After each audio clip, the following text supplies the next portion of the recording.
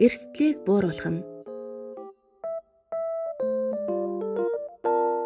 Өсвөр насныхан маань хэн нэгэнтэй үерхэж дотносох үедээ хүсээгүй жирэмслэлт, бэлгийн замаар дамжих халдвар, хүний дархлал хомсдлын вирусын халдварын эрсдлээс урьдчилан сэргийлэх, өөрийгөө хамгаалах талаар хэрэг гүн гүнзгий мэдлэг мэдээлэлтэй байдаг бол дотн харилцаанд өсвөр үеийнхэн залуус цаашлбал хувь хүн өөрийн зүгээс хариуцлагатай хандсанаар бэлгийн замаар дамжих халдвар, хүний дархлал хомсдлын вирусын халдвар авах эрсдлийг бүрэн гүйцэд бусч гисэн тодорхой хэмжээгээр бууруулж болдог байна. Өөрөөр хэлбэл бидний хийж чадах олон зүйл бэлгийн замаар дамжих халдвар, хүний дархлал хомсдлын вирусын халдварын эрсдлийг бууруулдаг боловч хизээч бүрэн хамгаалж чаддаггүй. Өсвөр үеийнхэнд зориулсан энэ удаагийн хичээлээр бэлгийн замаар дамжих халдвар, хүний дархлал хомсдлын вирусын талаар тэдэнд цэгцтэй ойлголт, зохиох мэдлэгийг өгч, хувь хүн бэлгийн замаар дамжих халдвар, хүний дархлал хомсдлын вирусын халдвараас өөрийгөө хэрхэн хамгаалах болон эрсдлийг бууруулах арга замуудын талаар ярилцах болно. Нэн төрөнд бид эрсдлээс урьдчилан сэргийлэх ба эрсдлийг бууруулахын ялгааг мэдэж авах нь чухал юм. Аливаа эрсдлээс урьдчилан сэргийлнэ гэдэг нь ноцтой нөхцөл байдал үүсэж бий болохоос өмнө нь бүрэн зогсоохыг хэлдэг. Харин эрсдлийг бууруулна гэдэг нь тухайн ноцтой нөхцөл байдал үүсэх магадлалыг багасгах гэсэн үг юм. Хувь хүн өөрийн зүгээс бэлгийн замаар дамжих халдвар, хүний дархлал хомсдлын вирусын халдварын эрсдлийг багасгах, өөрийгөө хамгаалахын тулд хийж чадах бүхий л арга замыг нэг бүрчлэн тунгаан бодож, эдгээр арга зам нь таныг эрсдлээс бүрэн хамгаалж чадах уу? Ямар нэгэн хэмжээнд хамгаалах уу? Эсвэл огт хамгаалж чадахгүй юу? Гэсэн асуултыг өөртөө тавиад хариулаад үзээрэй. Бэлгийн замаар дамжих халдвар, хүний дархлал хомсдлын вирусын халдварын эрсдлийг бууруулах, өөрийгөө хамгаалах арга замууд. 1. Бүрэн хамгаалах. Эрсдэлгүй арга буюу бэлгийн харилцааг төвчих арга. Бэлгийн замаар дамжих халдвар, хүний дархлал хомсдлын вирусын халдвараас өөрийгөө бүрэн хамгаалахын тулд хувь хүн юу хийж чадах вэ? Бэлгийн замаар дамжих халдвар, хүний дархлал хомсдлын вирусээс бүрэн хамгаалах цорын ганц арга бол бэлгийн харилцаанд орохгүй байх. Энэ нь мөн хүсээгүй жирэмслэлтээс сэргийлж чадна. Бэлгийн харилцаанд орохгүйгээр бие биедээ хайраа илэрхийлэх өөр бусад аргыг хэрэглэх боломжтой юм. Жишээлбэл зөвхөн тэврэлдэх, үнсэлцэх гэх мэт. 2. Сайтрах хамгаалах. Эрсдлийг бууруулах арга буюу бэлгэвчийг тогтмол зөв хэрэглэх арга. Энэ нь эрсдлийг бүрэн бууруулна. Бэлгийн харилцаанаас татгалзаж чадаагүй тохиолдолд бэлгэвч хэрэглэх нь нэн чухал. Бэлгийн харилцаанд орох гэж байгаа бол бэлгэвчийг зөв хэрэглэж занших нь өөрийгөө бэлгийн замаар дамжих халдвар, хүний дархлал хомсдлын вирусын халдвараас урьдчилан сэргийлэх, хамгаалах маш үр дүнтэй арга юм. Гэвч зарим тохиолдолд бэлгэвч урагдах магадлалтай учраас бүрэн хамгаалалт хизээч болохгүй. Бэлгийн харилцаанд орох бүртээ бэлгэвчийг зөв хэрэглэж заншихаас гадна өөрийгөө хамгаалж эрсдлийг тодорхой хэмжээнд бууруулахад туслах бусад аргууд. Бэлгийн замаар дамжих халдвар, хүний дархлал хомсдлын вирусын халдвар, эрсдэл болон үүнээс өөрийгөө хэрхэн хамгаалах талаар мэдлэгтэй байх нь таныг халдвараас ямар нэгэн хэмжээгээр хамгаалах болно. Насанд хүртлээр бэлгийн харилцаанд орохоос татгалзах нь таныг бэлгийн замаар дамжих халдвар, хүний дархлал хомсдлын вирусын халдвараас хамгаална. Үүнээс гадна үе тэнгийн найз нөхдөдтэйгөө мөн эцэг эхтэйгээ энэ талаар чөлөөтэй ярилцах нь чухал юм. Гэхдээ энэ арга таныг халдвараас хизээч бүрэн хамгаалж чадахгүй. Насанд хүрсэн хойнооч бэлгийн харилцаанд бэлгэвчгүйгээр орсон тохиолдолд өөрийгөө бэлгийн замаар дамжих халдвар, хүний дархлал хомсдлын вирусын халдвар авах эрсдэлтэй үйлдэл хийсэн гэдгээ санаж байх хэрэгтэй.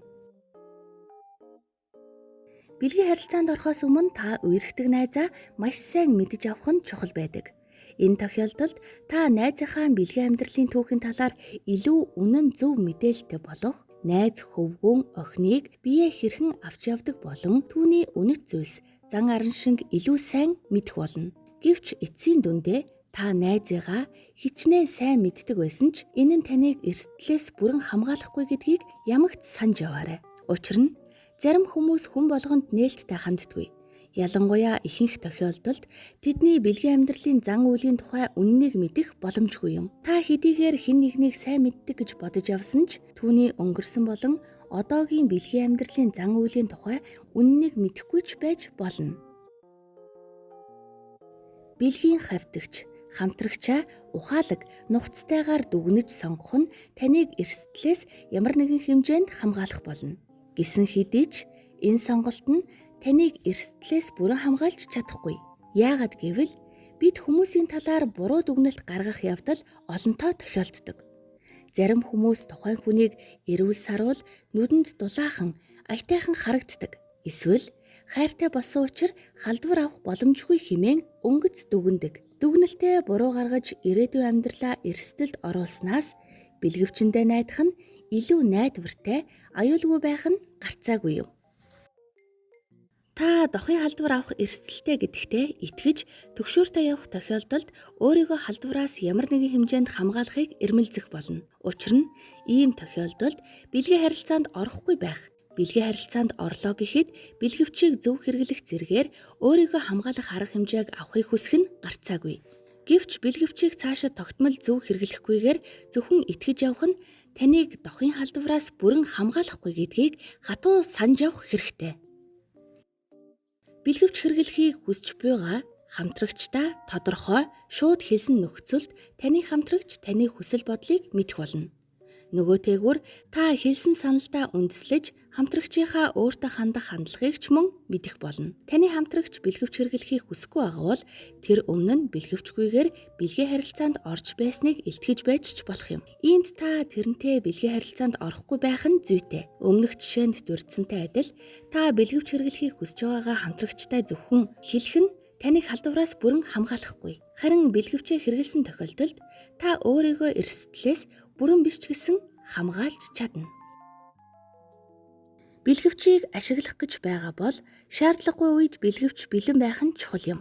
Бэлгэвчийг бэлэн авч явах нь таныг халдвараас ямар нэгэн хэмжээнд хамгаална. Эсрэгээр түүнийг огт хэрэглээгүй нөхцөлд та илүү өндөр эрсдэлд орох болно. Иймд өөрийгөө хамгаалахын тулд бэлгэвчээ зайлшгүй хэрэглэх нь чухал юм. Залуус зөвхөн ганц хамтрагчтай, хавьтагчтай байна гэдэг нь нийт амьдралынхаа туршид цөөн хамтрагчтай байх өндөр магадлалтай. Та аль болох цөөн тооны холбогдогч бүхий бэлгийн сүлжээнд хамрагдаж буй явдал нь дохын халдварт өртөх магадлалыг бууруулдаг. Хэрвээ та эсвэл таны хамтрагч нэгээс олон хамтрагчтай байх тохиолдолд та өөрөө дохын халдвар авах, бусад хамтрагчдаа дохын халдвар тараах эрсдлийг эрс нэмэгдүүлнэ. Хүн анх дохын халдвар авсан тохиолдолд бие махбодын шингэнд хоримтлагдсан хүний дархлал хамсалын вирусын хэмжээ маш их байдаг. Өвчлөөгүй ч гэсэн биеийн шингэн дэх хүний дархлал хамсалын вирусын хэмжээ харьцангуй их байдгаас шалтгаалan хавьтагчаа халдварлуулах магадлал туйлын өндөр байдаг. Хамтрагчтай үнэнч байх гэдэг нь дотны харилцаанд оролцогч талууд хоёул зөвхөн хоорондоо хамтрагч байна гэсэн ойлголт бүхий хамгаалах арга хэрэгсэл юм. Хэрвээ та нэг бэлгийн хавьтагчтай байх нөхцөлд энэ нь таныг халдвараас бүрэн хамгаална гэсэн үг огтхон ч биш юм. Үнэнч байх гэдэг нь зөвхөн та өөрөө бус таны хамтрагчич үнэн хിവэрүүлдэж чадсан тохиолдолд эрсдлийг бууруулна. Хэрвээ хамтрагчтай нь үнэнч байхгүй бол та үнэхээр өндөр эрсдэлтэй байх болно. Та цөөн тооны бэлгийн хамтрагч түнштэй бол цөөн тооны оролцогч бүхий бэлгийн харилцааны сүлжээнд хамрагдах болно. Энэ нь дохын халдвар бүхий хамтрагчтай учирч болох магадлалыг бууруулдаг тул таныг эрсдлээс тодорхой хэмжээнд хамгаалах нь дамжиггүй. Гэвч уг арга нь таныг бүрэн хэмжээнд хамгаалж чадахгүй юм. Учир нь таны хамтрагч нар аль хэдийнэ дохын халдвар авсан байх магадлалтай. Эсвэл тэд өөр хавьтагч нартай байгаа тул халдвар авах магадлал бас өндөр байна. Өсвөр үеийнхэн нас ойролцоо хамтрагчтай байх нь эрсдэл багатай байна. Учир нь хавьтагчийн тоо цөөн, бэлгийн сүлжээ бага байдаг. Нас нь ахмад хүмүүсийн хувьд ихэнх тохиолдолд бэлгийн хавьтагчийн тоо нь илүү байх нь ойлгомжтой. Үүнээс шалтгаалan ахмад насны хүмүүс илүү том бэлгийн сүлжээнд холбогдсон байдаг бөгөөд тэд дохын халдвар авах магадлал маш өндөр байдаг. Түүнчлэн ахмад насны хүмүүс өмнө нь хамгаалтгүй бэлгийн харилцаанд орсон байх магадлал туйлын өндөр байдаг. Нэмж хэлэхэд ахимаг насны хүмүүстэй харилцаатай байснаар өсвөр насныхан тэдний хяналтанд орж буруутсан тохиолдол олон. Мөн ахимаг насны хүмүүсээс бэлгэвч хэрэглэхийг шаардах нь үр дүн муутай байх магадлалтай. Гэвч та өөртөөгөө нас ойролцоо хамтрагчтай байх нь таныг мөн л дохын халдвар авахаас бүрэн хамгаална гэж ойлгож болохгүй. Дүгнэж хэлэхэд тантай харилцаатай байдаг ямар ч насны хамтрагч халдварыг өөр бэлгийн хамтрагчаас авсан байх магадлал өндөр байдаг. Хүмүүс согтууруулах ундаа уухдаа ихэвчлэн өмнө нь хийдгүй зүйлсийг хийх нь амьдрал олон тохиолддог. Жишээ нь сайн мэдэхгүй хүнтэй бэлгийн харилцаанд орох, үерхдэг найздаа үнэнч байдлаа алдах, эсвэл бэлгэвчгүйгээр бэлгийн харилцаанд орох магадлалтай. Нилээд цогцсон тохиолдолд эдгээр зүйлсийг өөрийн мэдлгүй хийх магадлал нь бүр өндөр болдог. Ийм согтууруулах ундаа уухгүй байх нь таны эрсдэл, эмзэг байдлыг тодорхой хэмжээнд бууруулна. Гэвч согтууруулах ундаа бага зэрэг хэрэгэлсэн эсвэл огт хэрэглээгүй тохиолдолд ч бэлгэвчгүйгээр бэлгийн харилцаанд орох нь халдвар авах өндөр эрсдэлтэй гэдгийг анхаарах хэрэгтэй. Ахимаг насны хавьтагч буюу сайн ах эгчтэй байх нь эрсдлийг нэгэн адил дагуулдаг. Ашиг сонирхлын зорилгоор бэлгийн харилцаанд ороход хүнээс хамааралтай бэлгэвч хэрэглэхийг шаардагч чадваргүй болдог. Нэмж хэлэхэд залуу хүмүүсийн хувьд тэдэнд тэтгэмж олгох нөөц бололцоотой хамтрагч нь ихэнх тохиолдолд насны хувьд ахимаг. Өмнө нь дурдсан шалтгааны улмаас халдварын хувьд өндөр эрсдэлтэй хамтрагч байдаг. Эрсдэлгүй байхын тулд эдгээр хүмүүстэй бэлгийн харилцаанд орохгүй байх нь чухал юм. Гэвч дахин дуртахад энэ үйлдэл нь таныг халдвараас бүрэн хамгаалахгүй юм шүү.